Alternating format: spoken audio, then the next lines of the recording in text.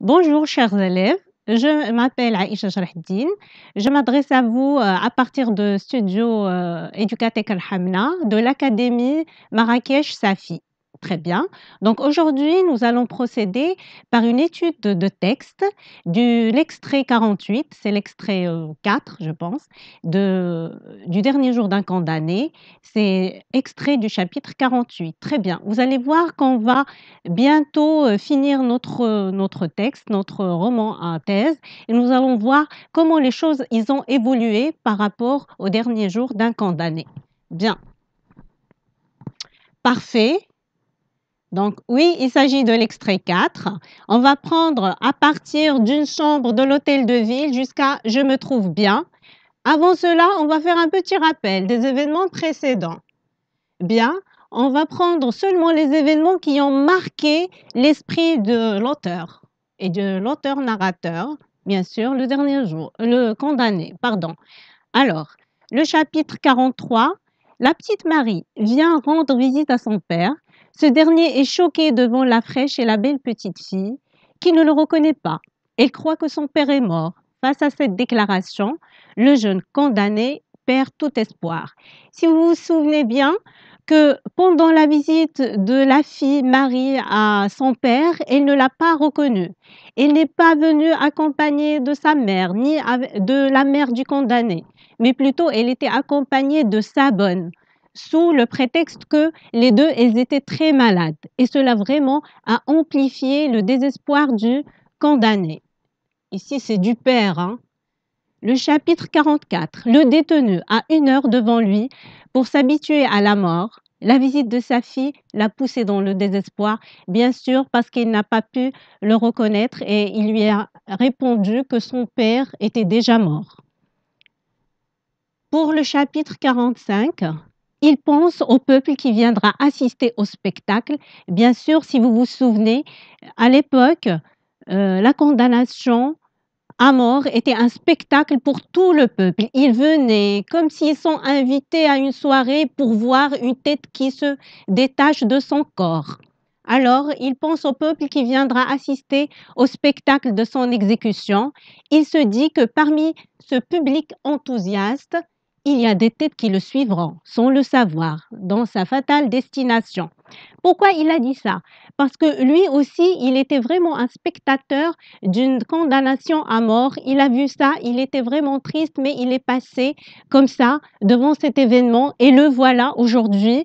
C'est la loi du retour qu'il est maintenant venu à vivre les mêmes moments qu'il les a observés. Oui, alors ici, on va voir des têtes qui le suivront, donc des têtes qui vont être tranchées à leur tour. Maintenant, le chapitre 46. Le père se demande s'il a le temps d'écrire à sa fille quelques pages afin de se justifier auprès d'elle. En fait, le père, qu'est-ce qu'il voulait? Il voulait lui raconter son histoire, les circonstances qui l'ont poussé à commettre ce crime et lui demander pardon.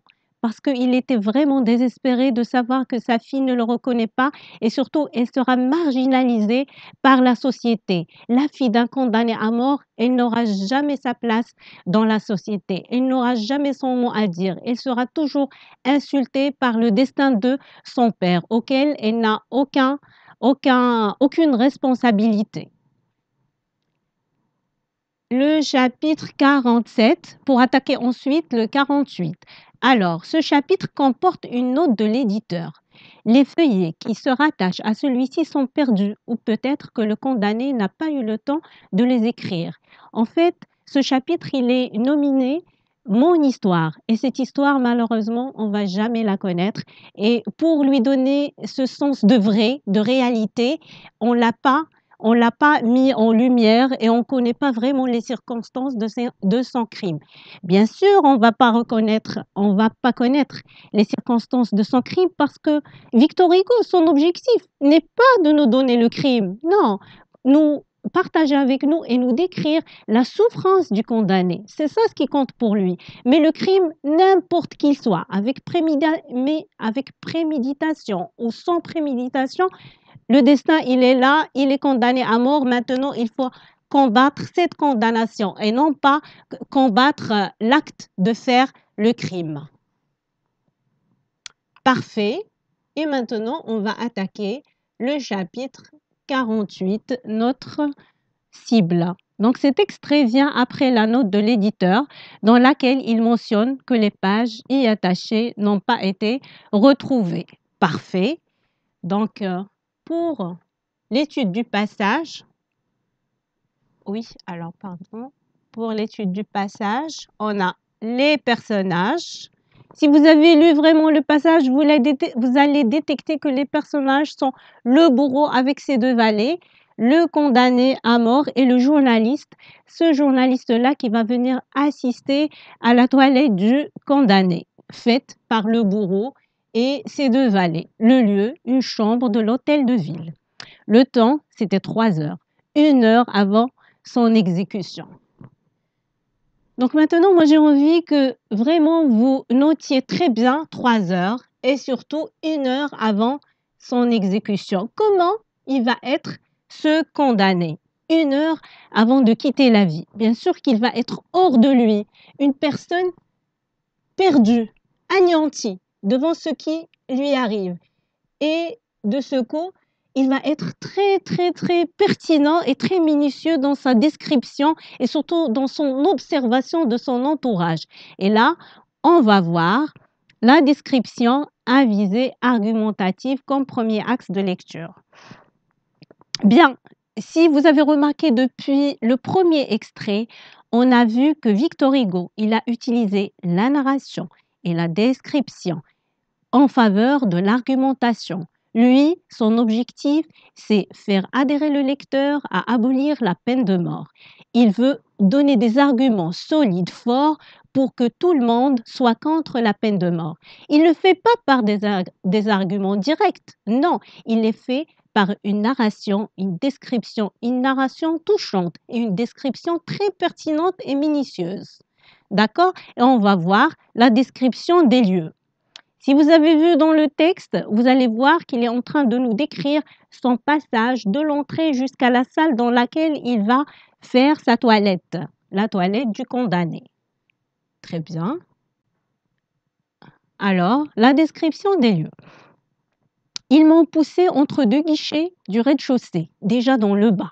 S'il vous plaît, imaginez avec moi, ils n'ont pas monté, ils sont restés en bas. Salle sombre, étroite, voûtée, à peine éclairée, d'une journée de pluie et de brouillard.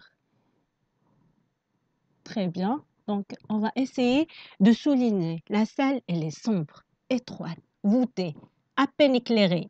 Elle est sombre déjà.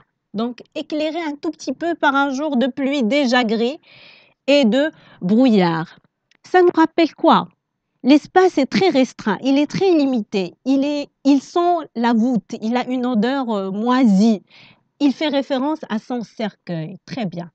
Ici, avant d'être condamné, il vit déjà la vie d'un mort. Il est déjà dans une salle pareille à un cercueil. Parfait. Là, c'est pour vraiment montrer l'état minable des lieux dans lesquels il réside. Maintenant, la description des personnages. Oui, alors les personnages, comme vous avez vu, c'est le journaliste, c'est le bourreau et ses valets. Très bien. Donc, le premier, le plus grand, le plus vieux, était gras et avait la face rouge. Il portait une redingote et un chapeau à 3 cornes déformées. C'était lui, c'était le bourreau, le valet de la guillotine. Les 2 autres étaient ses valets à lui. Parfait. Regardons bien ce passage-là. Le premier, le plus, des superlatifs, hein, le plus grand, le plus vieux. C'est une amplification de l'état cruel de ce personnage. Était gris, comme la salle dans laquelle il était. Il avait la face rouge. Rouge peut-être à force de boire ou bien à force de voir des situations de mort, on ne sait pas. Il portait une redingote, un chapeau à 3 cornes, déformé. Très bien. Ça nous rappelle un petit peu un chapeau de 3 cornes comme un jongleur, si vous voulez, de cirque. C'est une façon aussi qu'utilise Victor Hugo comme forme d'ironie, si vous voulez.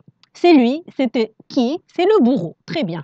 Il n'est pas venu directement pour nous dire c'est le bourreau, non. Il a commencé par le décrire et puis après, ce n'est autre que le bourreau. Qui est ce bourreau? C'est le valet de la guillotine. Normalement, le valet d'un roi, le valet d'un chef, le valet de quelqu'un, le valet d'une princesse, mais le valet de la guillotine. Donc la guillotine, vraiment, elle est mise en valeur.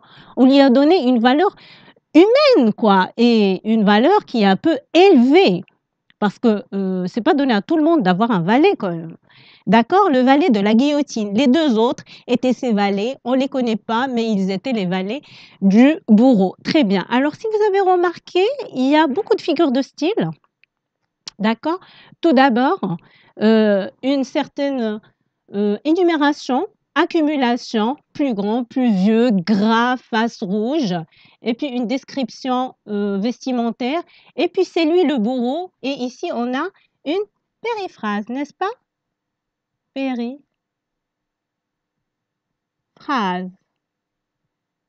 Très bien, une périphrase pour vraiment diversifier. Au lieu de répéter le bourreau, c'est le valet de la guillotine et c'est une grande mise en valeur de l'ampleur, de la valeur, si vous voulez, de la guillotine.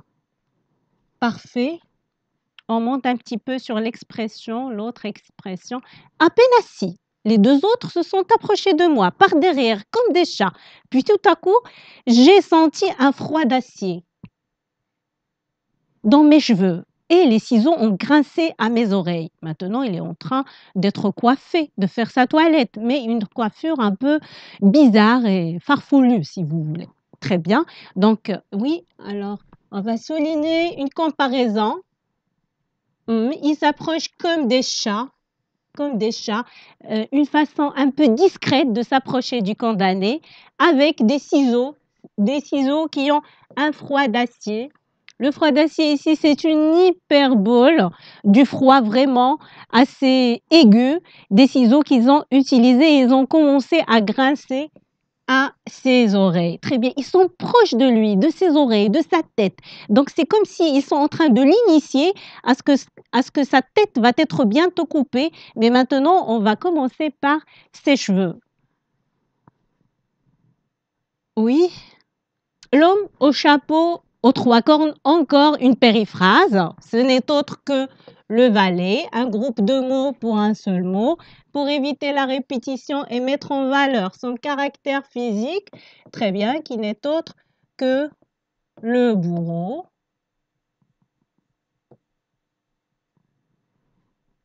Les épousseter, il époussetait les cheveux qui tombaient doucement avec sa grosse main, la douceur. Ici, il faut marquer que au moment où le valet de la guillotine et ses valets étaient en train de faire la toilette du condamné, ils étaient tendres, ils étaient doux, ils étaient gentils, ils étaient minutieux dans leur acte. Peut-être que l'acte en lui-même, c'est une violence, mais le fait de réaliser la chose est d'une douceur extrême, doucement. Vous allez voir aussi dans le dernier exemple, dernière phrase, ces bourreaux sont des hommes très doux. Alors cette phrase, certaines personnes la voient en tant qu'antithèse, puisque les bourreaux ne peuvent jamais être doux. D'autres la voient comme une antiphrase. C'est une façon ironique de traiter le comportement des bourreaux. Les deux, ils sont corrects. D'accord? Le fait que de ce contexte-là, on est toujours dans la douceur et du coup, on peut parler d'une antiphrase. Mais si Victor Hugo a pour objectif d'employer cette phrase ou bien le narrateur a pour objectif de vraiment se moquer des bourreaux, là, on va parler d'une antiphrase. Je rappelle bien qu'il faut toujours se référer au contexte pour juger s'il s'agit d'une antiphrase ou pas. Parfait. Donc, vous allez voir qu'on a commencé par une description de la salle, qui n'est autre qu'une image du cercueil. Maintenant, la description du bourreau et ses valets, avec ses outils un peu violents, ciseaux d'un froid acier. Bien, cette description, elle est dévalorisante, bien entendu. Le narrateur blâme violemment ces personnages. Il les blâme, ceux qui vont le tuer, un petit moment d'avant, Ils sont en train de le traiter avec douceur et avec gentillesse, avec des actes minutieux et des mouvements un peu précis. Parfait. Donc, on a commencé par description de la salle, comme c'est déjà dit. La description des personnages, et là, on a parlé du bourreau, le valet de la guillotine et ses valets à lui.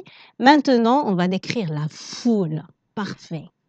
Alors, quand je parle de foule, je parle de gens, de grands, de petits, des personnes qui sont venues d'une façon anarchique assister à ce spectacle. Il y avait un grand bruit au dehors, mais à des rires qui éclataient, j'ai reconnu que c'était la foule.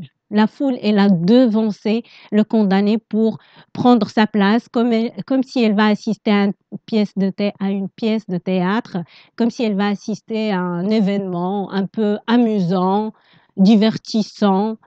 Oui, la deuxième phrase de la fenêtre. L'horrible peuple qui aboie et m'attend et rit. Parfait. Je souligne l'horrible peuple qui aboie.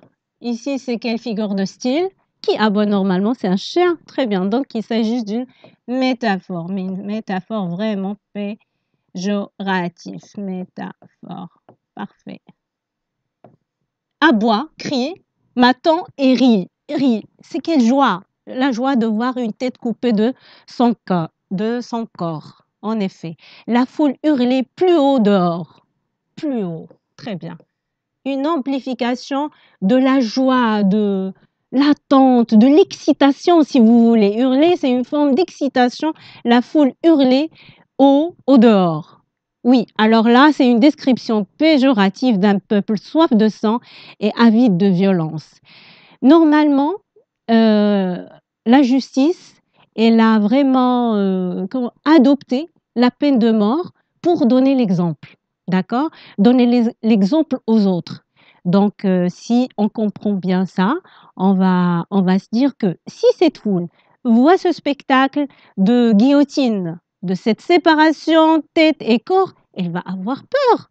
Il y aurait d'abord la peur d'être à la place du condamné, la peur de passer par le même circuit de souffrance du condamné et du coup ne plus penser à commettre un crime, une faute, d'accord?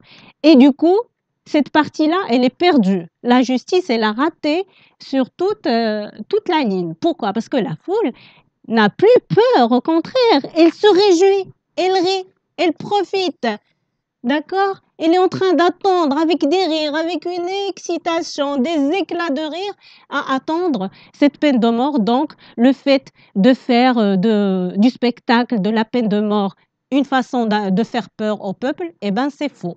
Archi faux. Au contraire, ça commence à un peu augmenter leur soif de sang et leur avidité à la violence. Leur avidité à la violence. Parfait. Alors, ce passage est un réquisitoire contre la peine capitale.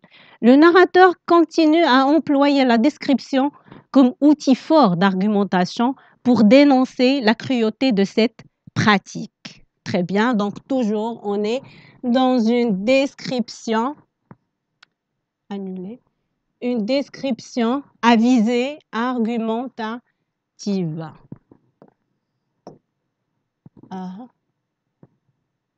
À visée argumentatif. Très bien. Parfait. Maintenant, le deuxième axe de lecture, c'est le registre pathétique. J'ai eu beau me roidir, beau me crisper, pardon, ici, me crisper, très bien.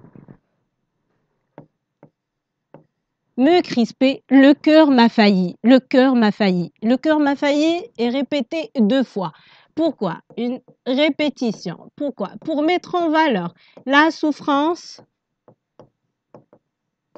du condamné. Parfait.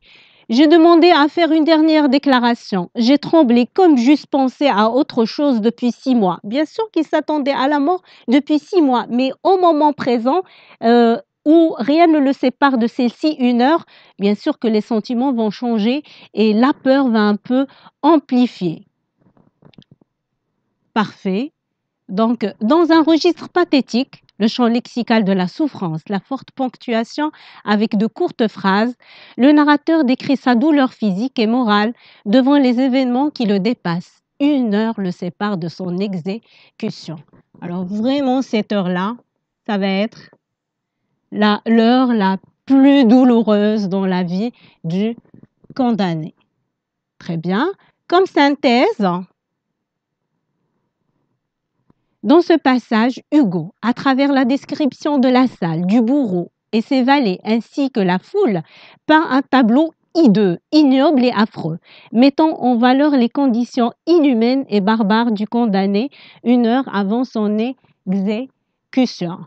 Très bien. Donc, comme petite récapitulation, on a vu que dans ce chapitre-là, dans ce passage-là, Victor Hugo a encore employé la description en faveur de l'argumentation. Tout cela pour vraiment faire un réquisitoire contre la peine de mort, pour montrer que celle-ci ne fait que souffrir le condamné. Personne ne peut prendre de cette situation un exemple. Personne ne peut supporter ces douleurs que vit ce condamné-là qui est déjà mort avant qu'il le soit. D'accord? Et puis après, tout cela est bien cadré et bien emballé dans un registre pathétique pour faire adhérer le lecteur, tous les lecteurs, à sa cause, celle d'abolir la peine de mort.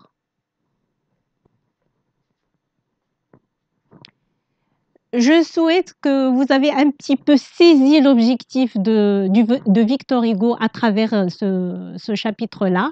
Je vous souhaite bon courage et à très bientôt dans le chapitre 49. Au revoir.